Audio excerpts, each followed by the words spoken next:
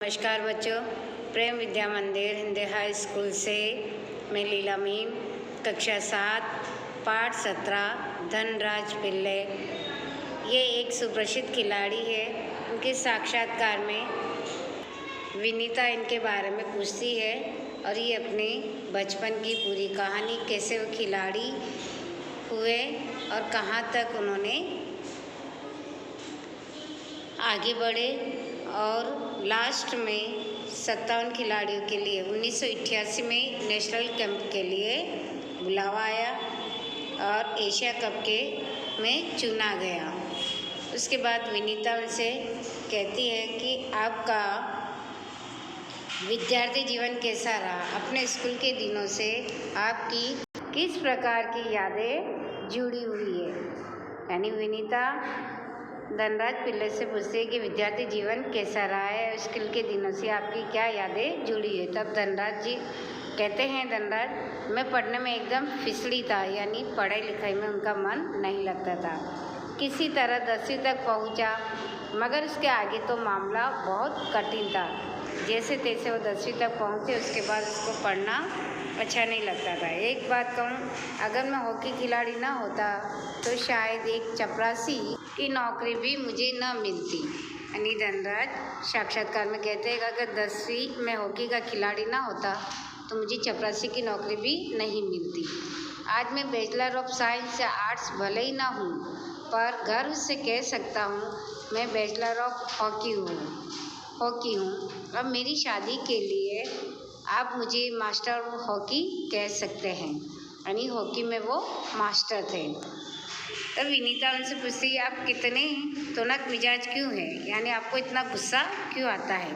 कभी कभी आप आक्रामक भी हो जाते हैं, अत्यधिक गुस्सा करने लग जाते हो। तब धनराज कहते हैं कि इस बात का संबंध मेरे बचपन से जुड़ा हुआ है। मैं हमेशा से ही अपने आप को बहुत असुरक्षित महसूस करता रहा।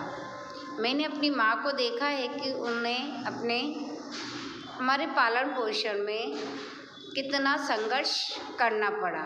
यानी बचपन में ही वो गुस्से वाले थे, क्योंकि उनके साथ उनका व्यवहार और माँ बहुत कठिनाई से उनका पालन पोषण करती थी। और मेरी तुनक मिजाजी के पीछे कई वजह, यानी गुस्से की कई वजह भी है, लेकिन मैं बिना लाग लपेट वाला आदमी हूँ। मन में जो आता है सीधे सीधे कह डालता हूँ। यानी मैं कुछ घुमा फिरा के कुछ कहने वाला नहीं, बाकी जो भी मन में होता है वो सामने सामने कह डालता हूँ। बात की उकसाने में मज़ा आता है। बाद में इस बात को कहने के बाद पछताना भी पड़ता है। मुझसे उसका गुस्सा रोका नहीं जाता। दूसरे लोग को भी मुझे उकसाने में मज़ा आता है। यानी मैं बात सीधे सीधे कह देता हूँ, फिर बाद में मुझे पछताना भी पड़ता है, लेकिन मैं अपने आप को गुस्सा रोक नहीं पाता हूँ। दूसरे लोग मुझे उसके लिए उकसाते भी हैं। मुझे ज़िंदगी में हर छोटी बड़ी चीज़ के लिए जूझना पड़ा है, यानी बहुत संघर्ष करना पड़ा, जिससे मैं चिड़चिड़ा हो गया। साथ ही साथ मैं बहुत भावुक इंसान भी हूँ। मैं किसी को तकलीफ़ में नहीं देख सकता। यानी मन में दया की भावना भी है कि कोई भी मुश्किल में हो तो वो उनको नहीं देख सकता है। मैं अपने दोस्तों और अपने परिवार की बहुत कद्र करता हूँ। मुझे अपनी गलतियों के लिए माफ़ी मांगने में कोई शर्म महसूस नहीं होती। यद्यपि उनसे गलती हो जाती है तो वो उनसे सामने ही माफ़ी भी मांग लेते हैं और कहते हैं कि मुझे माफ़ी मांगने में शर्म महसूस बिल्कुल नहीं होती है। तब विनीता कहती है कि आपके परिवार की आपके लिए क्या अहमियत है। यानी आपके परिवार में आपको क्या मान सम्मान या आपकी क्या इज्जत है, या आप परिवार को कितना सम्मान देते हो। तब धनराज कहते हैं, सबसे अधिक प्रेरणा मुझे अपनी माँ से मिली।